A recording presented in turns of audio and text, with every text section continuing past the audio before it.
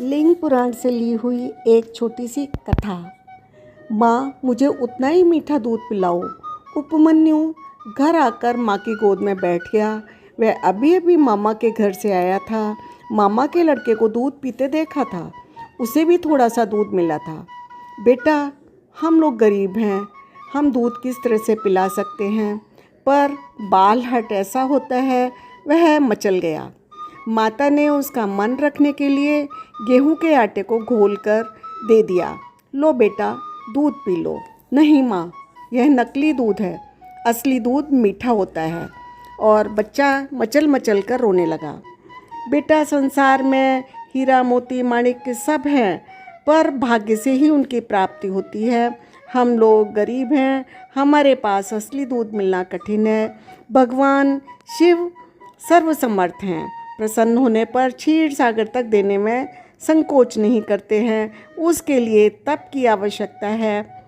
मैं तप करूँगा माँ, मैं अपने तपोबल से सर्वेश्वर महेश्वर का आसन हिला दूँगा।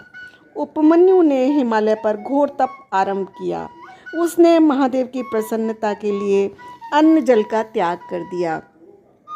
यह अत्यंत कठोर तप तुम्हारे लिए नहीं है बालक। ऐरावत से उतरकर इंद्र ने अपना परिचय दिया। आपके आगमन से आश्रम पवित्र हो गया। इंद्र का स्वागत किया और शिव चरणों में दृढ़ भक्ति मांगी। शिव की प्राप्ति तो कठिन है, मेरा तीनों लोकों पर अधिकार है। तुम मेरी शरण में आ जाओ, मैं तुम्हें समस्त भोग प्रदान करूंगा। इंद्र ने परीक्षा ली। इंद्र, तुम इस प्रकार शिव भक्ति की निंदा नहीं कर सकते। ऐसा लगता है तुम उनके वेश में कोई दैत्य हो, मेरी तपस्या में विघ्न डालना चाहते हो। तुम शिव निंदक हो, मैं तुम्हारा प्राण ले लूँगा।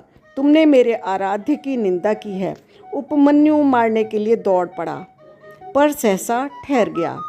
तुमने अपने तपोबल से मेरी भक्ति प्राप्त की है, मैं प्रसन्न हूँ वत्स। इंद्र रूपी शिव ने अभय दिया और उपमन्यु उनके चरणों पर नतमस्तक हो गया। मैं तुम्हारी परीक्षा ले रहा था। क्षीर सागर प्रकट करके भक्त की मनोकामना पूरी की। पार्वती के गोद में उसको देकर, जगत जननी अम्बा तुम्हारी माँ है और मैं तुम्हारा पिता हूँ। माँ ने उसे योग ऐश्वर्य ब्रह्म विद्या दी। निहाल होकर गदगद कंठ से जगत के माता पिता का स्तवन करने लगा। शंकर गिरजा समेत अंतर ध्यान हो गए।